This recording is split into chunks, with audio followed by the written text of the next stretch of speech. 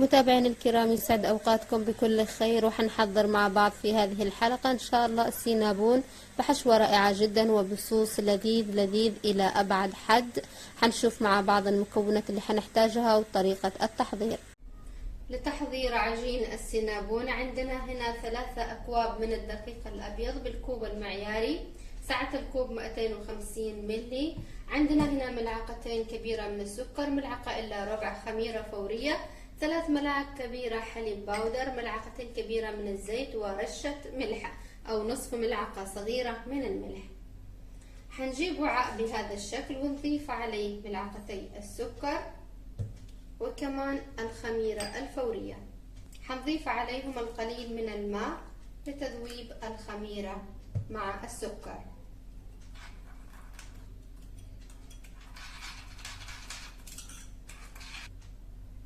حنحط الخميرة مع السكر على جنب ونبدأ نضيف المكونات الجافة، حليب الباودر والملح على الدقيق. عندنا الماء حنستخدم ماء حسب الحاجة. نقلب المكونات الجافة مع بعضها. بعد ما تركنا الخميرة مع السكر بضع دقائق حنضيفها على المكونات ونبدأ نضيف ماء ونبدأ نحضر العجين. حنعجن باليد أو بالعجان مثل ما تحبوا. لازم نعجن بشكل كويس لحد ما نحصل على قوام جيد للعجين.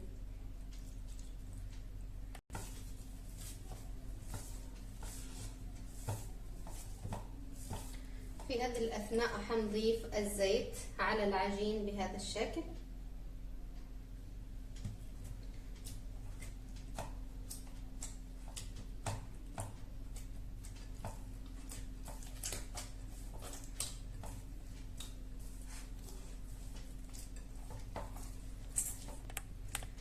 وبكذا صارت معنا العجين جاهزة. حنتركها ترتاح لمدة 10 دقائق. عندنا هنا الحشوة: ربع كوب من السكر، 3 ملاعق طعام كبيرة من الكاكاو، وملعقتين طعام كبيرة من القرفة.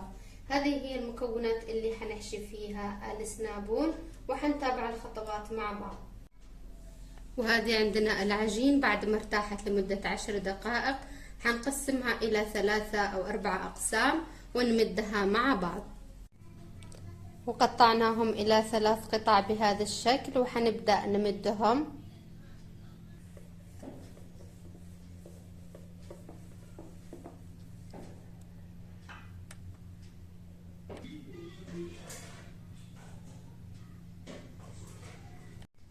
بعد ما مدينا العجين بهذا الشكل حننزل عليها بالزيت أو خليط السمن مع الزيت. أنا بفضل أسوي زيت.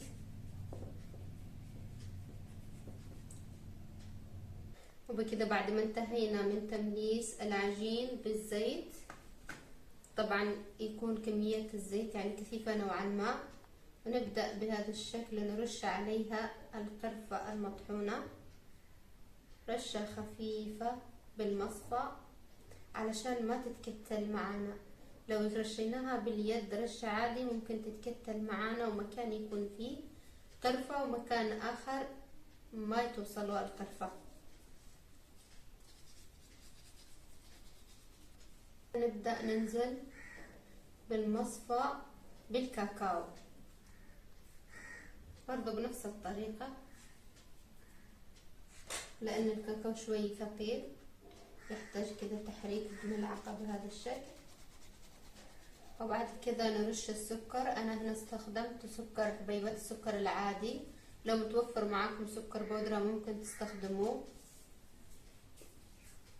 هنوزعه بنفس الطريقة.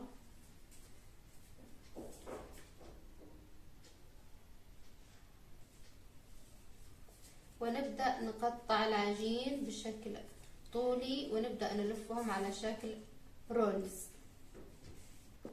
بهذا الشكل. يتم التقطيع وبعد كده نلفهم ونرصهم في صينية مدهونة بالزيت من قبل أو الزبدة.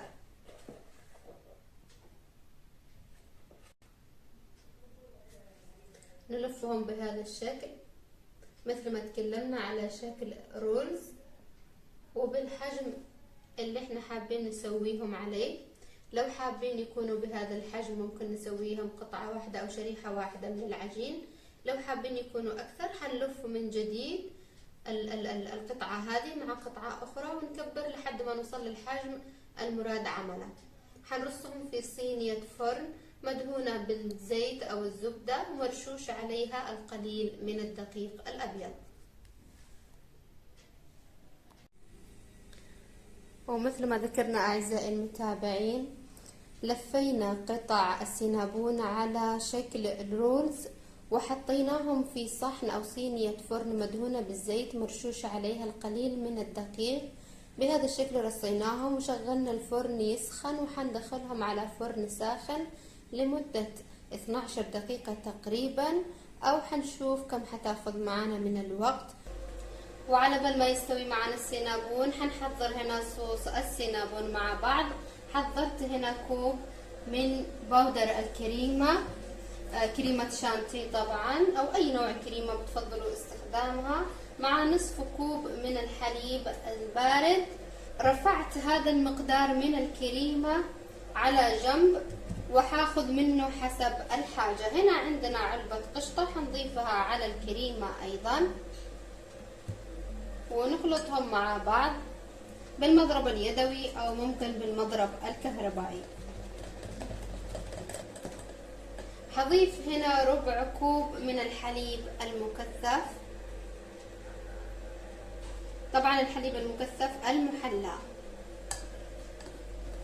طبعا حنتذوق مع بعض الصوص ونشوف المذاق. ممكن تضيفوا كمان حليب مكثف محلى أكثر، ممكن تضيفوا شيء بنكهة القهوة مثلا النسكافيه أو أي شيء أنتم بتحبوا إضافته. أنا هنا حابة يكون الصوص معي بهذا اللون الأبيض لأني ححط معه أيضا طبقة أخرى من صوص الكراميل أو السكر المكرمل. معنا هنا ملعقتين كبيرة من الكراميل حنضيفهم بعد كذا على السينابون بعد ما ننزل عليهم بالصوص الأبيض. طبعا هنا معنا الصوص صار جاهز. الصوص بهذه الطريقة رائع جدا ومذاقه شهي إلى أبعد حد. وهذا عندنا السنابون بعد ما طلع من الفرن، أخذ في الفرن 10 دقائق فقط. السنابون من المعجنات الرائعة جدا، وبإضافة الصوص عليه بيصير معنا حلا رائع ومميز. طبعا الصوص مثل ما تكلمنا اختياري بيعود لرغبتكم والاشياء اللي انتم تحبوها. تكلمنا من قبل انه انا بحب اضيف على السنابون صوص الكريمة، كريمة شانتي مع الحليب المكثف المحلى بالاضافة الى القشطة. ممكن تسووا القشطة مع الجبنة، ممكن تضيفوا اي نكهة قهوة بتحبوها، لكن انا بكتفي باضافة الكاكاو والقرفة في حشوة السنابون نفسها، فبالتالي بتطلع معي نتيجة رائعة جدا. جربوا الوصفة بأدق التفاصيل اللي عملناها معاكم وشوفوا النتيجة وشوفوا حلاوتها وروعتها حتكون كيف، وشاركوني رأيكم بالتعليقات على القناة. الآن حنضيف عليها الصوص مع بعض.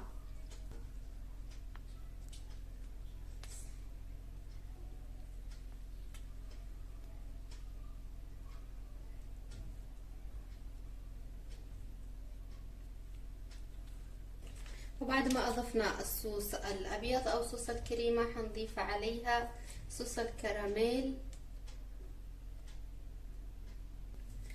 طبعا أنا كنت من الأشخاص اللي ما بيحبوا مذاق السنابون، جربته في أكثر من مرة وأكثر من مكان وما قبلت طعمه أو مذاقه ولا استصغت مذاقه، فبالتالي قلت حجرب أسويه أنا بنفسي في البيت. ولما جربت وسويته في البيت صراحة طلع رائع جدا جدا، وحبيت الوصفة وصرت بسويها في المناسبات وفي العزايم. أتمنى أنتم كمان تضيفوا إلى قاموسكم هذه الوصفة، وأتمنى أنها تنال إعجابكم ورضاكم. والتقيكم في حلقة جديدة من سلسلة مع رشا، في أمان الله.